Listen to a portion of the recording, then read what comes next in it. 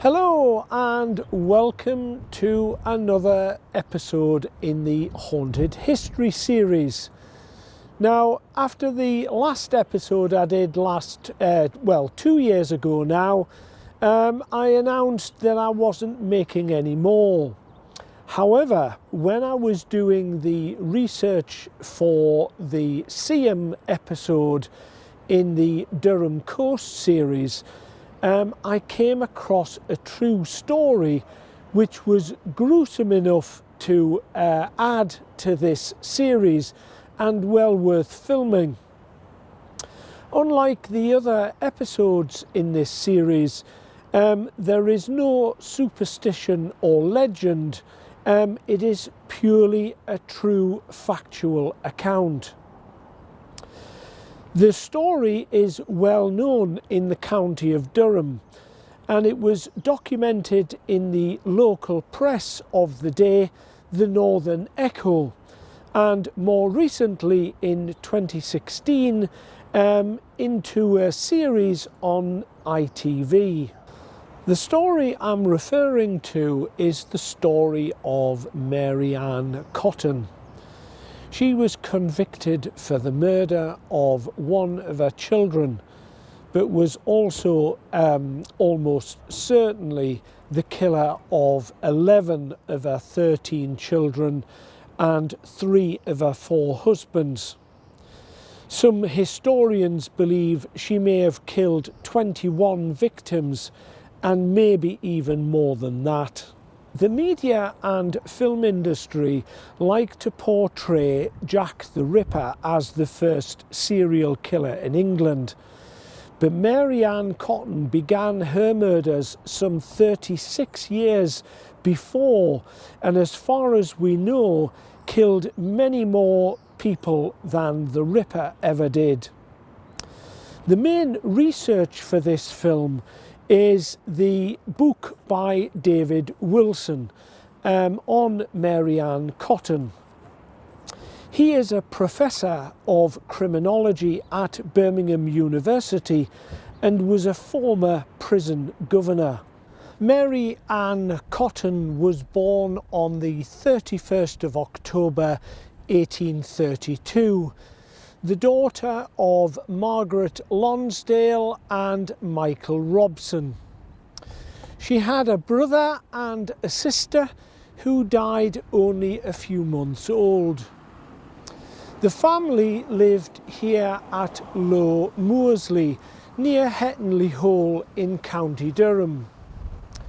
It's worth mentioning here that life for a woman in these northern pit villages was harsh, to say the least, and was nothing more than being a childbearing drudge.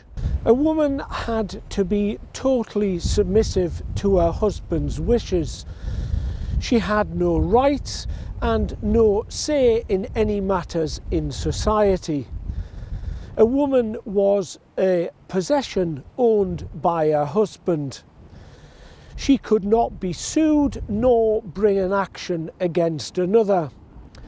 This attitude was accepted as the common law of the land. Common law means rules accepted by society but not written in statute. For example, in the United Kingdom, to slap someone in the face is classed as common law assault, but to hit someone over the head with a hammer would be prosecuted under statute law as grievous bodily harm. This common law would be what allowed Mary's murders to go undetected for so long, as it was the actions of the men that were scrutinised, not the women. When Mary Ann was 8 years old, the family moved here to Merton. Her Sunday school teacher described her as being clean, punctual and polite, and of average intellect. Her father was employed at the South Hetton colliery as a coal sinker. They were the men who specialised in creating new vertical mine shafts. Shortly after their move to Merton, Mr. Robson fell 46 metres to his death in the February of 1842 trying to repair a pulley wheel. He was 30 years of age. His body was brought back to his wife in a coal sack, carried in a colliery wheelbarrow and dumped at the door. Printed on the sack was the property of South Hetton Coal Company. It is unclear whether this had any effect on Mary, seeing her father dumped so unceremoniously at the door. But common sense would say that it must have had some impact on her. It definitely had an impact on the family, because under common law, Margaret, Mary and her brother would not have been allowed to continue living in the colliery house. A year later, Mary's mother remarried a miner called George Stott. Mary was 11 years old. The relationship with her stepfather was frosty, and pressure was put on Mary to find work as soon as she was able to do so. A year later, in 1844, the pits of East Durham went on strike for better pay and conditions. The Marquess of Londonderry, a ruthless man who owned many of the mines, threatened any tradesmen who tried to help the striking miners and their families. The Marquess then recruited Cornish tin miners to work the pits and break the strike. Around this time, Mary became a Sunday school teacher in the local Methodist church, aged 12. So this would have brought in a partial wage, but not a full wage. Mary left home 4 years later, aged 16, and got a job working for Edward Potter, the South Hetton colliery manager, as a nursemaid. From the pictures that still exist of her, she doesn't strike me as a particularly attractive woman. However, she must have been attractive for that time, as most of the men she came into contact with fell for her immediately. Edward Potter was no exception to that. Anyway, the knowledge learned here would play a vital part in the forthcoming murders. William Mowbray, who was a simple-minded pit labourer, came to Merton in 1850 to find work. He met Mary, and after 2 years of courtship, Mary fell pregnant with her first child. Mary was 19 and William was 26. They married in Newcastle Registry Office in secret. William had heard from the Cornish miners that there was plenty of work in the south, so rather than face a reaction from people at home, they moved to the southwest. Already pregnant and entering into the drudge of being a miner's wife was not Mary's idea for her life, and not the best start for her.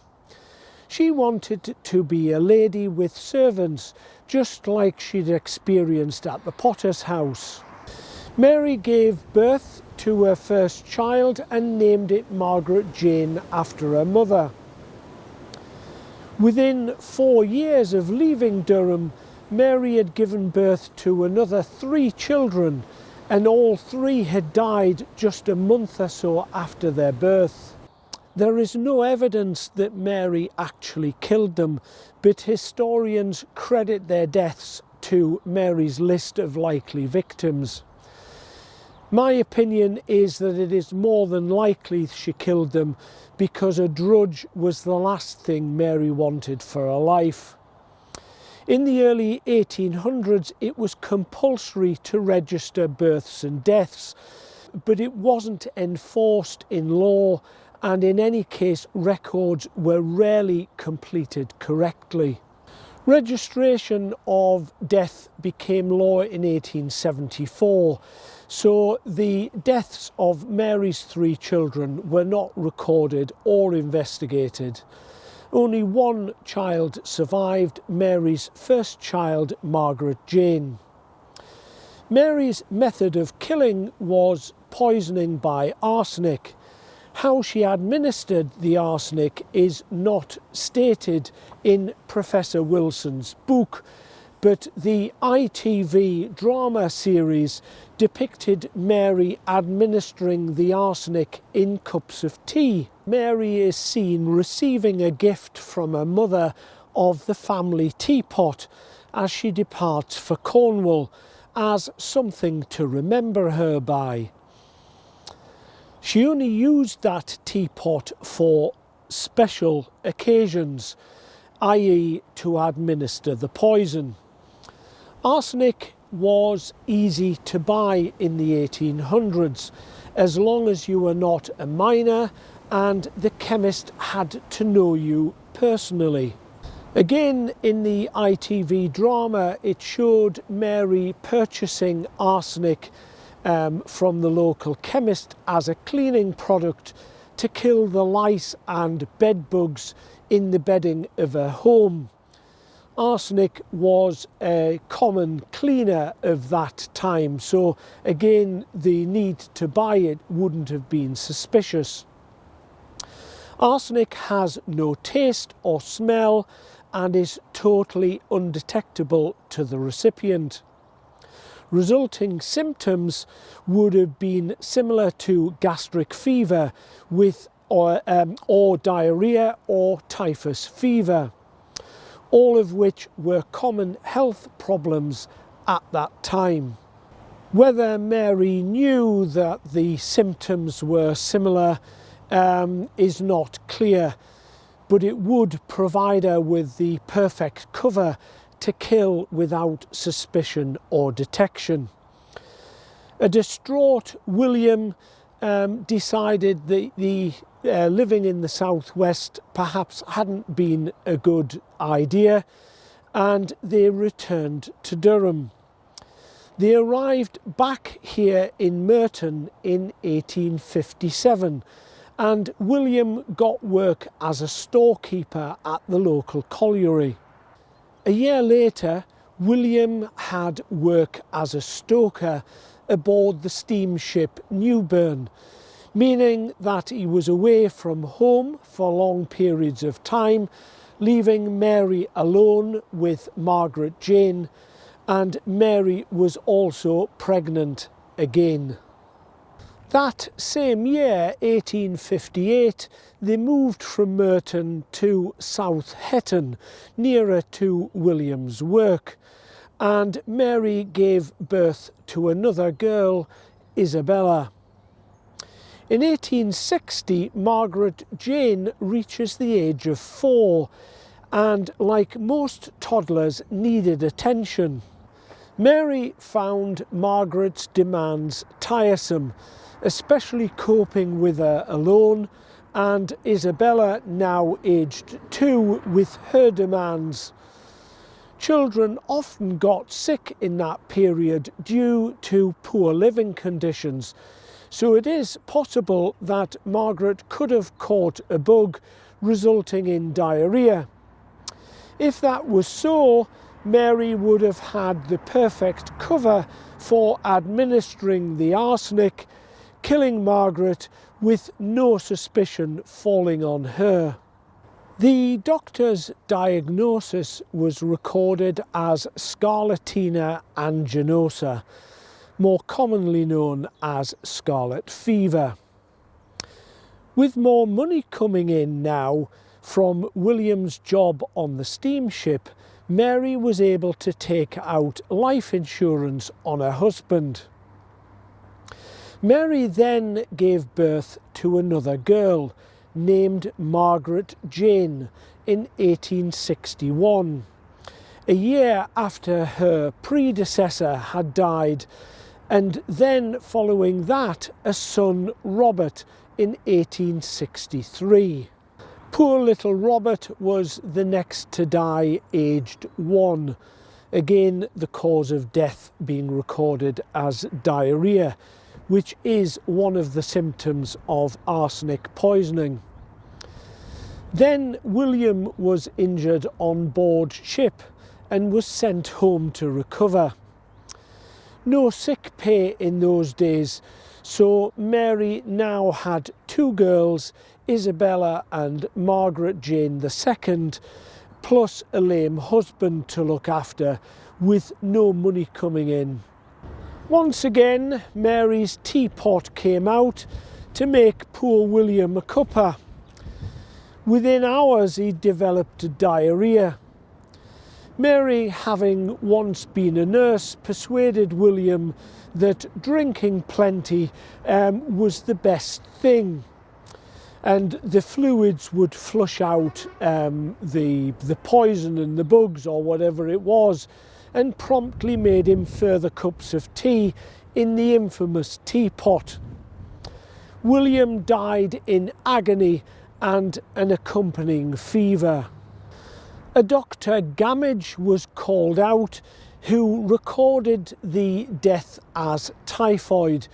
Of course, totally incorrect. But remember, women were not thought of capable of premeditated murder at that time. Mary's eventual conviction would alter that preconception. Mary collected £35 from the Prudential on William's life, and that would be about £3,600 in today's figures. To Mary's surprise, William had insured the children as well, and that was because he feared they may die due to the past experience from the earlier deaths. So on the day Mary went to collect the insurance on her husband, she received a payout from their deaths as well. She exclaimed that to the insurance guy, whoever it was that paid her, that she was unaware that children could be insured too, but you could obviously see what was going through her mind. Using the money, Mary moved to Seaham Harbour and began a relationship with a Joseph Nattrass. Although married himself, he became her regular lover, and they frequently spent time together. For some reason, the torrid affair ended after only a few months. Margaret Jane II died mysteriously, aged 3½. This time the recorded death was typhus, leaving Mary with only 1 child, Isabella.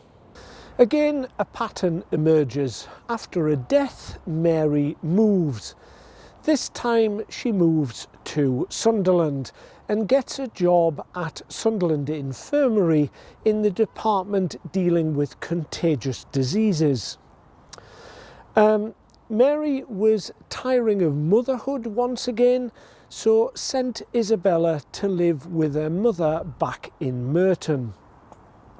Mary then meets George Ward, who lived in one of these streets here, and he was recovering from typhus, and she met him while working in the infirmary. Whilst in hospital, she befriended him, and on his release from hospital, they married at St. Peter's Church in Sunderland, only 8 months after the death of her first husband in the August of 1865. A local paper claimed Mary was distraught after William's death.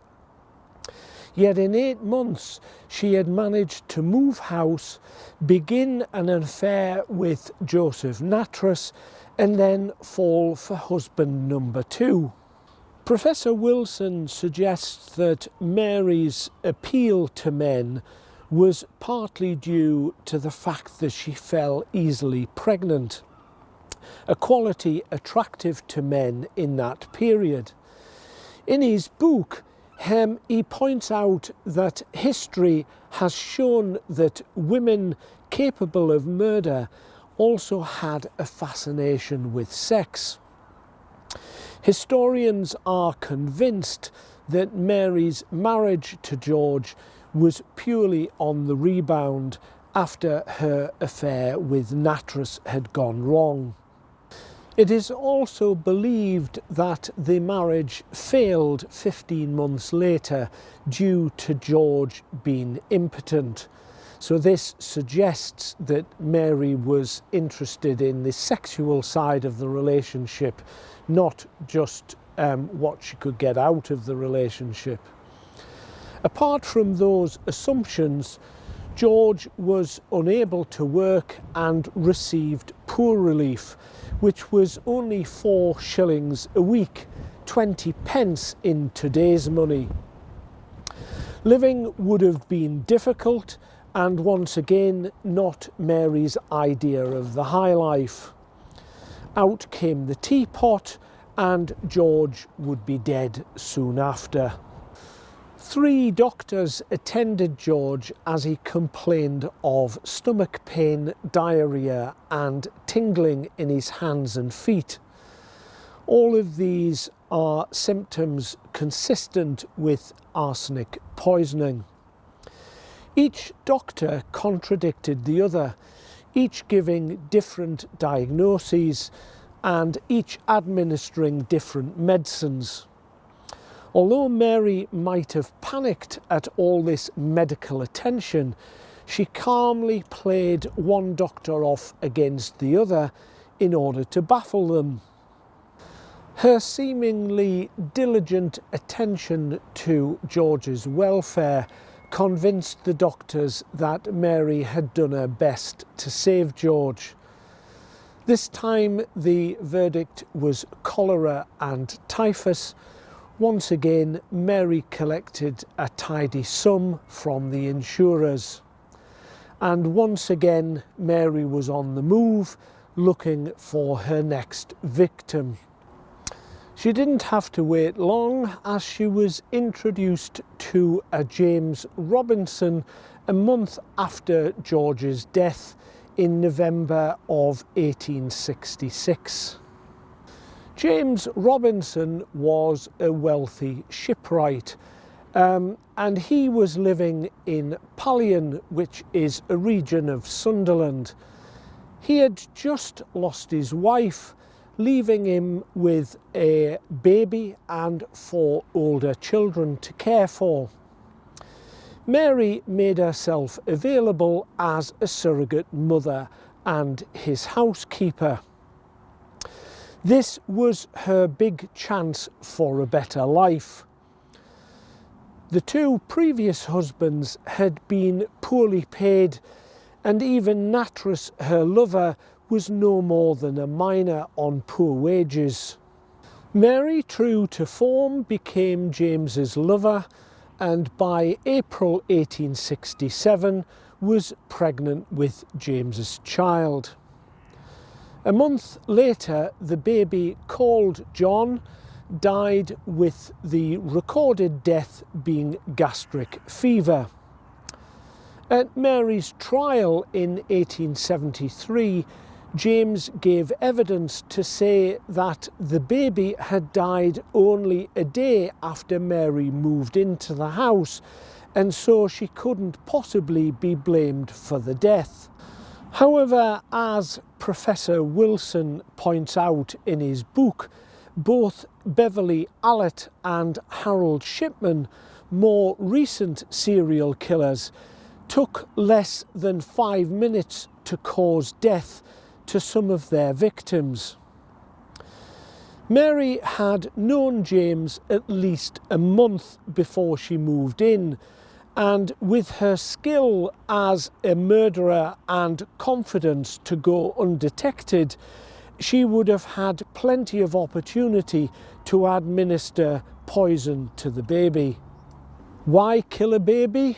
Well, he was an easy victim, and the baby was a burden she didn't want to bear. That was going to get in the way of her plans. The same year, 1867, Mary's mother fell ill with hepatitis, and Mary went to look after her. Mary was anxious she might lose James. She had not told him about her former husbands, nor of the existence of Isabella. Mary needed to get rid of her mother quickly and get back to James. Neighbours were quite shocked to hear Mary predict her mother's demise.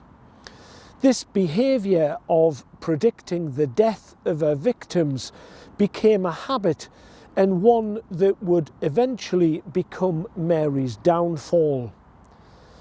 Anyway, 9 days later, her mother was dead, complaining of stomach pains. The cause of death was, of course, recorded as hepatitis, because that was what she was suffering from. And there was no suspicion on Mary, as fever and abdominal pain would have been consistent with liver failure. Another of Mary's consistent habits or behaviour was to steal from the household she was staying in, wherever that was. On this occasion, she tried to take some of the possessions from her mother's house, and George Stott, her stepfather, put her out and told her to take Isabel with her. Isabella, I should say, was brought back here to Pallion in Sunderland, to James's house. What excuse she used or how she explained Isabella's existence is not clear. What is clear is that James was smitten by Mary and probably blinded to the truth anyway, or just wasn't bothered. Within months of moving back to Pallion, Isabella died, but along with 2 of James's children, all complaining of stomach pains before they died. All 3 deaths occurred between the 20th and 30th of April 1867, so Mary didn't waste any time. The cause of death was recorded as gastric fever, and once again Mary had informed the neighbours in Pallion that the children were ill and wouldn't last long. Historians think that Isabella was sacrificed so as not to look too suspicious that Mary was systematically clearing out James's children. Mary, of course, had insured all 3 children for small sums and promptly collected the payments. On the 1st of May 1867, the people who remained alive were James and Mary, the oldest boy William Robinson, and his sister Mary Jane Robinson. James and Mary married 3 months later in the August of 1867. Their daughter was born 3 months later on the 29th of November 1867, and within weeks of her baptism, Margaret Isabella died of stomach convulsions, once again as a result of poisoning. James and Mary went on to have another child, a boy named George, who would be one of 2 children to survive Mary's murderous career. James's 3 sisters had disliked Mary from the beginning and were deeply suspicious of her. James, on the other hand, always stuck up for his wife and defended her. That was until James's oldest son, William, reported that Mary had forced him and his sister to pawn items of value from the house on frequent occasions. After investigating his accounts, he found that Mary had been stealing from his account and fraudulently altering documents. Mary had also pestered James to insure his life and the 3 remaining children. He had refused, which, unbeknown to him, saved his life and that of his children. The ITV drama shows that James put her out onto the street, but in a letter recorded in Professor Wilson's book, he writes that Mary had written to a friend and told her that she'd left the house with baby George after an argument with James, fully intending to return. In the book, he calls the next period of Mary's life the wandering months. And here the records are conflicting. Some rumours claim that she turned to prostitution, stealing from her clients as she went. Another suggestion is that Mary may have returned to stay with a friend in South Hetton. What is known is that Mary returns to Pallion with baby George, expecting to be reunited with James, her husband, only to find the house is up for sale and James is no longer there. I tried to find the house in Johnson Street. Johnson Street is still there, but it is now a row of modern buildings, I would say built in the last 20 years. What is known is that Mary left the baby on the doorstep of a neighbour in Johnson Street and never returned. Thankfully, that action would secure the life of baby George, who eventually was returned to his father. There are also records of Mary working for a wealthy Quaker. He being very impressed by Mary and oblivious to her true character. He would be missing valuables by the time she left.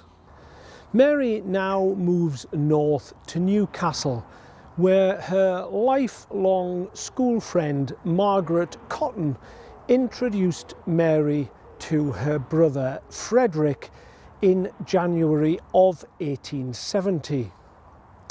Frederick had just lost his wife and 2 of his children to typhus.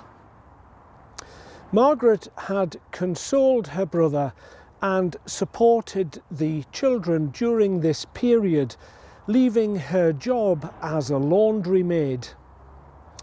Frederick and his family were living here in the small mining community of Walbottle. The house that they originally lived in is no longer there now, but you get the idea of the mining terraces from the buildings you can see behind me. Mary saw her opportunity to take over the Cotton household. By April of 1870, Mary was pregnant yet again with Frederick's child this time, and she had her feet under the table. Mary quickly learned that Margaret, being a spinster and with no expenditure anywhere, she'd managed to save £60. That's nearly £6,000 in today's money. And Margaret had left it to her brother Frederick in a will.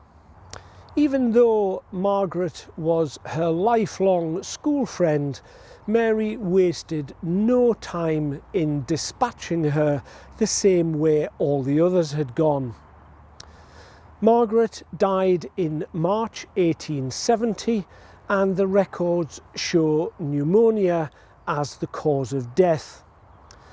Breathlessness, rapid heartbeat, vomiting and nausea are all symptoms of pneumonia and ingesting arsenic.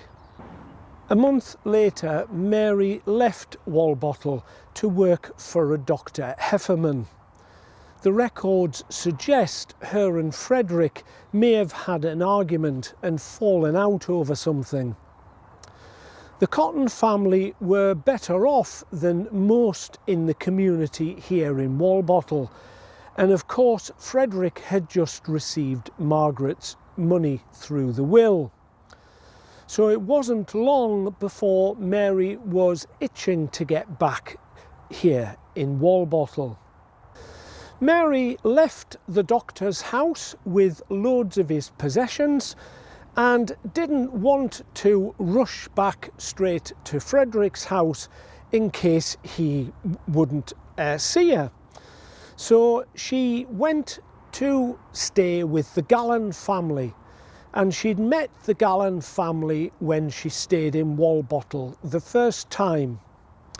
She was relying on them to renew her relationship with Frederick.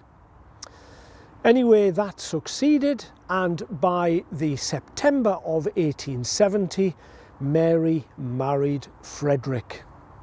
This was her fourth marriage, though it was bigamous, still being married to James, who actually never divorced her. She called herself Mary Ann Cotton. Immediately after her bigamous marriage, she insured Frederick and his two remaining sons with the Prudential. Walbottle being a small parish and Mary seen as a loose woman, she didn't want any unwanted attention from the neighbours. So she persuaded Frederick to move, this time somewhere new where she wasn't known and she could begin her deceit all over again. Mary had also learned from local gossip that her former lover, Joseph Nattrass, had lost his wife and was living alone in some lodgings. In April of 1871, the Cotton family settled here in West Auckland in County Durham. At the time of the move, Professor Wilson records that there were 5 members of the Cotton family: Frederick, Mary Ann, Frederick Jr., Charles and baby Robert. Within 12 months, Mary would be the only Cotton left alive. Frederick got a job in the local colliery, working with none other than Joseph Nattrass, oblivious to the fact that he was Mary's former lover. Nattrass was lodging in the same street as the Cottons, and it's the street you can see behind me there on the other side of the trees.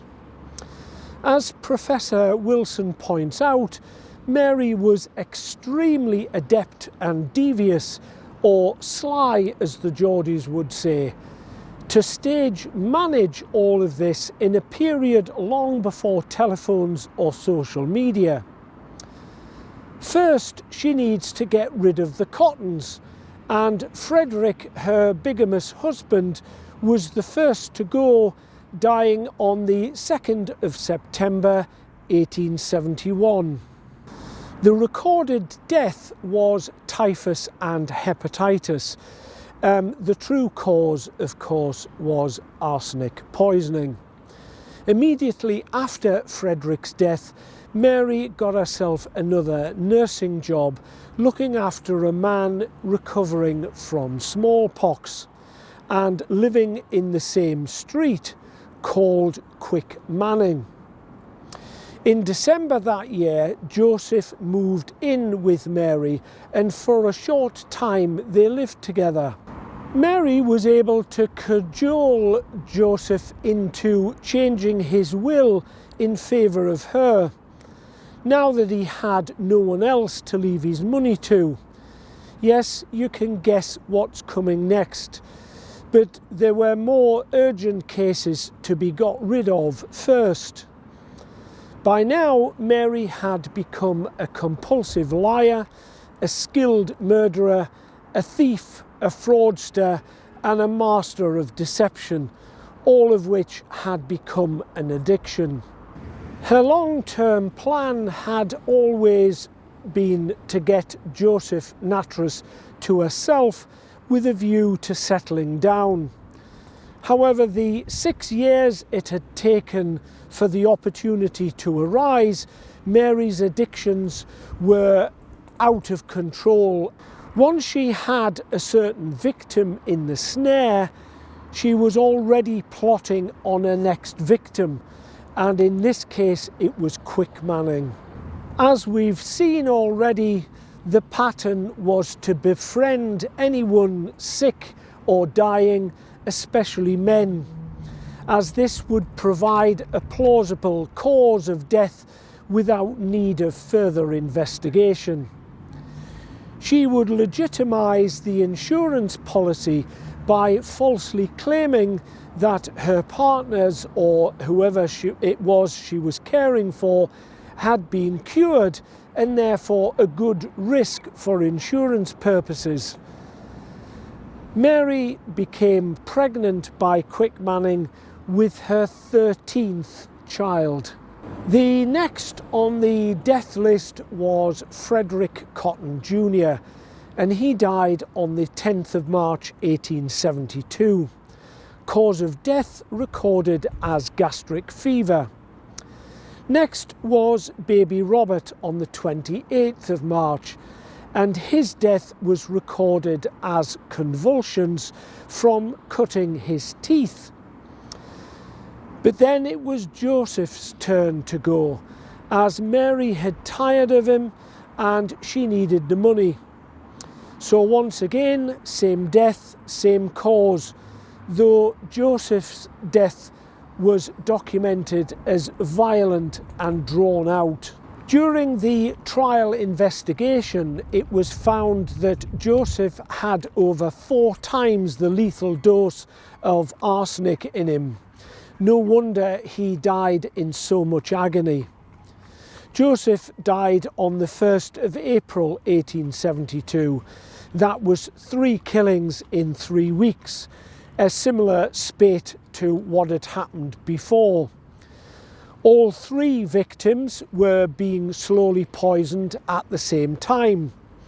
But Mary now was so skilled at this, she was able to alter the doses of arsenic to stagger the deaths to avoid them all dying together and raising suspicion.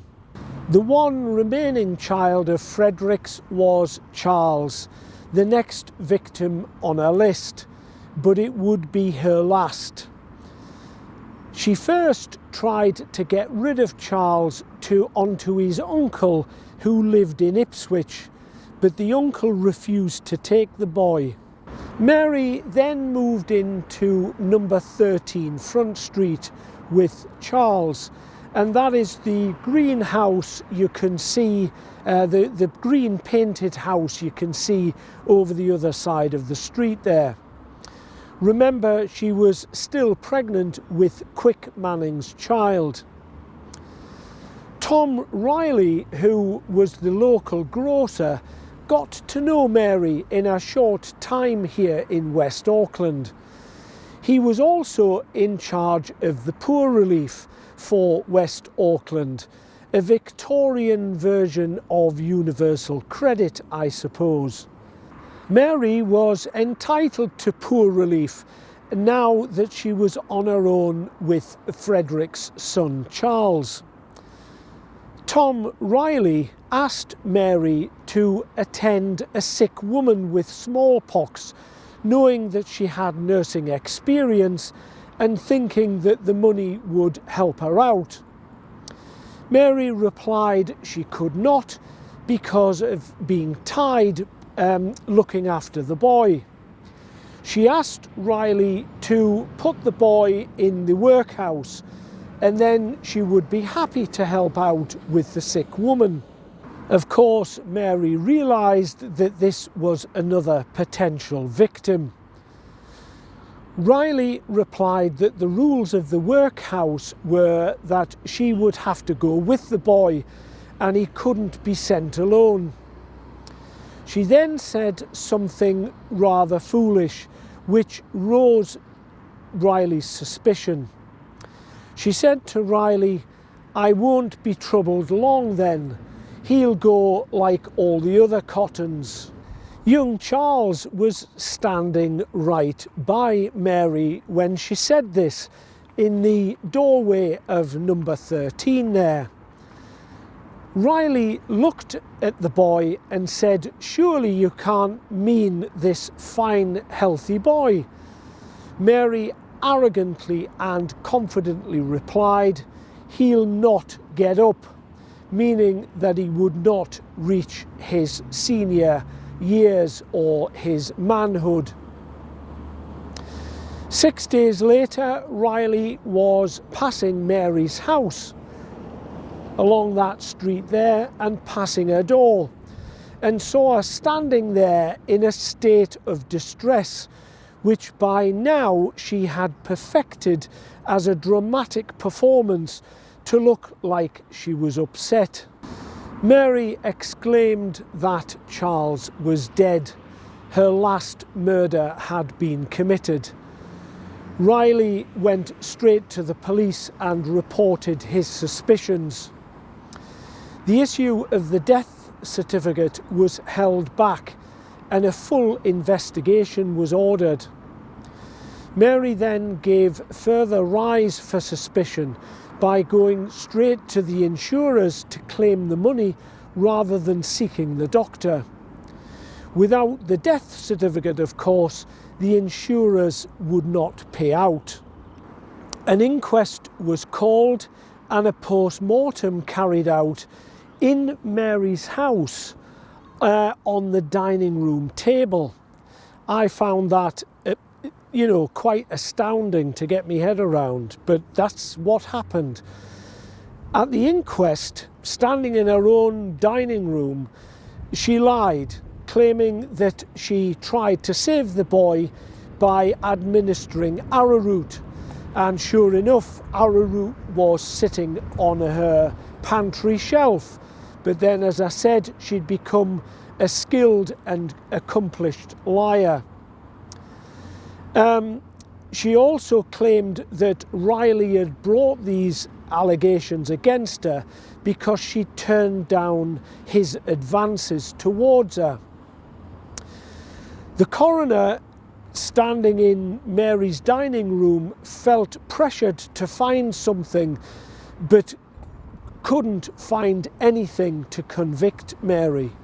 A jury of 12 local people from here in West Auckland They'd all gathered in the pub just down the road, and they brought back a verdict of death by natural causes. Mary thought she'd got away with it and went to claim the money.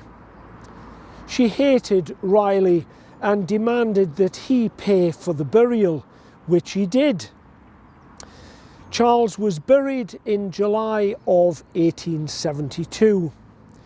But Riley was not happy with the outcome and continued to press for a further inquiry using his considerable local influence. At the same time, reporters from the local newspaper of the time, the Northern Echo, had attended the inquest and took an interest in the story. They learned from interviewing various people in the village that this woman, Mary Ann Cotton, had continually moved around the county of Durham, with 17 deaths being associated with her. 3 husbands, a lover, her best friend, her mother, and 11 children, all dying with some sort of stomach complaints. Finally, someone thought to put the pieces of the puzzle together. Amidst all this media attention and frenzy, Quick Manning got scared and abandoned Mary, having nothing more to do with her. Another lucky escape for him. Mary's guise as a hard-working, likeable neighbour was shattered, and she quickly became despised and persecuted by everyone here in the village. She was penniless and for the first time unable to run anywhere.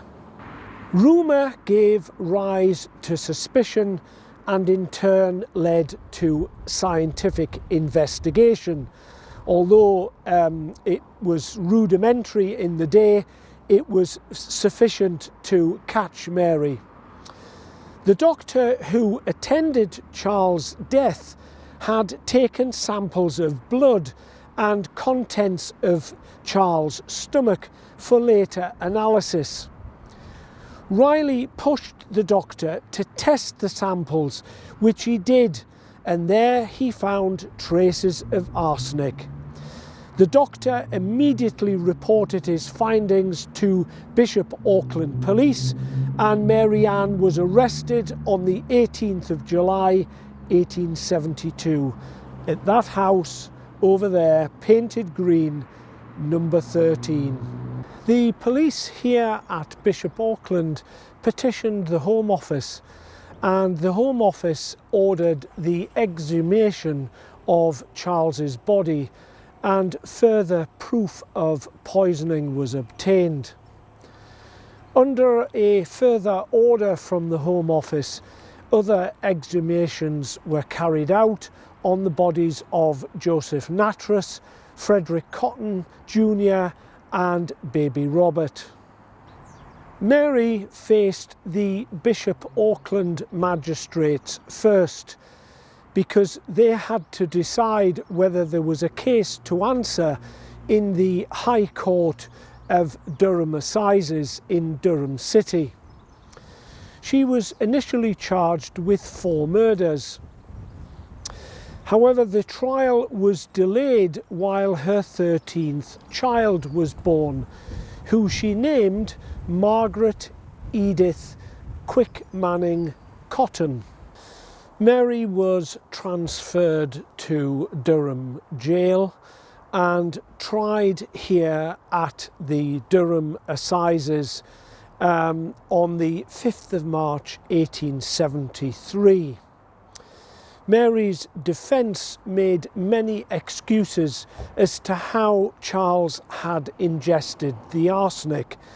And some of those excuses were that there was arsenic present in the type of paint that they used on the walls, and so on and so forth. The evidence of the other 3 murders were deemed inadmissible by the Magistrates' Court in Bishop Auckland. The law at that time didn't connect cases with similarities as being relevant. Each case had to stand separate with its own evidence. If the trial were taking place today and they were considering all of the deaths that she was suspected of carrying out, there would have been a clear pattern of a modus operandi, leaving no doubt to her guilt. And then, of course, in today's forensic medicine, we have DNA. So Mary wouldn't have stood a chance and probably wouldn't have got anywhere near the number of murders that she was able to do. Despite her desperate attempts to deflect the truth, the jury here at Durham Assizes took just 90 minutes to reach a guilty verdict. As the judge read out her death sentence, Mary screamed hysterically, but then very quickly returned to her cold and detached demeanour. She tried to raise a petition to the Home Secretary of the day to rescind her conviction, but to no avail. Nothing could be done to investigate the other 16 suspicious deaths, as I've just said, the forensics of the day back then were extremely rudimentary. All of those murders went unpunished, but then you can only hang a person once. The day of Mary's execution was the 24th of March 1873. The executioner that day was a William Calcraft. He had been particularly outraged by the details of the case. He was in charge of managing the execution, and the rope was made shorter than the prescribed length, and this was seen as a deliberate act by him. Instead of Mary dropping on a long rope to snap her neck and bring about a quick death, she was left dangling and slowly choked to death, which would have taken several minutes and been excruciatingly painful and traumatic. Maybe experiencing a similar pain to that which her victims did. A morbid justice, perhaps, in the end. Mary began her life with the surname Robson and then became Mowbray, after that Ward, and lastly Robinson. James Robinson never divorced Mary, so her marriage to Frederick was bigamous. She has become infamous as Mary Ann Cotton, but in my opinion should have been recorded as Robinson, or her maiden name Robson. It's just my opinion, but I think she left an unfortunate stain on the Cotton family, who tragically were amongst the last of her victims and didn't really justify having the Cotton legacy, if you like, attached to their family name. However, an interesting account was published in one of the newspaper reports that at Mary's trial she appeared old and haggard. And I think they were referring to the picture here that appeared in the newspapers of the time. And this had surprised the people in the public gallery who knew her in daily life. The trauma of finally having to face justice for all that she'd done clearly was the cause, in my opinion. It also explains my earlier question why the very few images we have of her that were taken towards the end of her life don't match these reports of her beauty in the eyes of all the men she beguiled. The case itself attracted so much attention, the court had to administer tickets for the public gallery, leaving hundreds outside just merely to watch the comings and goings. As I said at the start of this film, the story was dramatised in 2016 by ITV in a 3-part miniseries called The Dark Angel, and it was filmed in Saltburn in Cleveland. Several of the Downton Abbey cast have starring roles in the film, with Joanne Froggatt playing the part of Mary Ann Cotton. Jonas Armstrong from the Robin Hood series plays Joseph Nattrass, her lover. At the release of this film, that mini-series Dark Angel is hosted on Amazon Prime TV streaming platform. Obviously, at whatever point in the future you're watching this, it may no longer be there, but that's certainly where it is on this particular time when this film is being made. Children are very adept at making up a rhyme or a song following an awful event. Ring a Ring a Roses was a song and a rhyme children of the past often used to recite during their play. The rhyme, of course, being about the Black Death Plague. Well, the children of the 1870s concocted one for Mary Ann Cotton, and this is how it went. Mary Ann Cotton, she's dead and she's rotting. She lies in her bed with eyes wide open. Sing, sing, oh what can I sing? Mary Ann Cotton is tied up with string. Where, up in the air, where she is selling puddings, a penny a pair. So there you go. On that light-hearted note, a quick bit of advice. The next time your partner offers to make you a brew, it might be worth checking what they're putting in that. That's the end of the story about Mary Ann Cotton. If you've enjoyed it, then give it a like, subscribe if you haven't already done so, share it with your friends and your family, and don't forget that blue donate link at the top of the page if you're feeling generous. But even if not, just support the channel in all the usual ways. It all helps the channel to grow and be seen by more people. So that's it for this one anyway.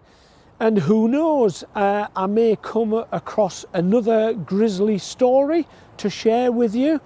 But as they say on Crime Watch, don't have nightmares, sleep well.